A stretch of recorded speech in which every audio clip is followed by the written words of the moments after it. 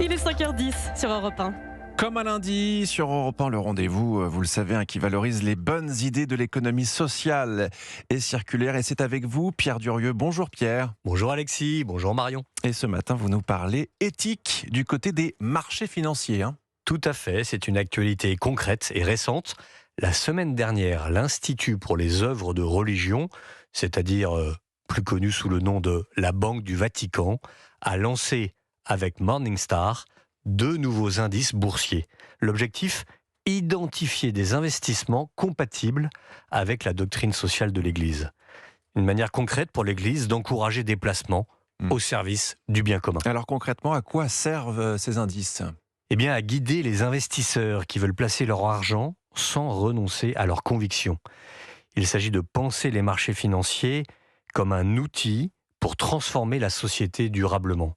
Ça y est, la finance n'est plus seulement considérée par l'Église comme un lieu de perdition, mais comme un levier possible de l'engagement. Concrètement, les indices se basent sur des analyses actualisées et mises à jour en permanence qui produisent des listes d'entreprises, certaines jugées conformes parce qu'elles respectent des critères précis comme le respect de la vie ou l'environnement, et d'autres qui en sont exclues car incompatibles avec la fameuse doctrine sociale de l'Église. Et est-ce que c'est nouveau, Pierre, de voir le Vatican sur ce type de sujet ?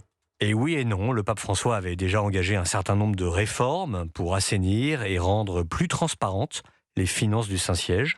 En janvier 2025, les Bernardins et la Banque du Vatican ont inauguré ensemble à Paris l'Institut des hautes études de finances religieuses. Et un de ses objectifs, c'est de former à investir en cohérence avec sa foi. Alors chaque lundi, on parle ici de l'engagement et il se passe souvent cet engagement par des associations, des dons, des marches, des événements. On découvre aujourd'hui qu'il peut aussi passer par le CAC 40 et qu'un livret d'épargne a aussi une conscience.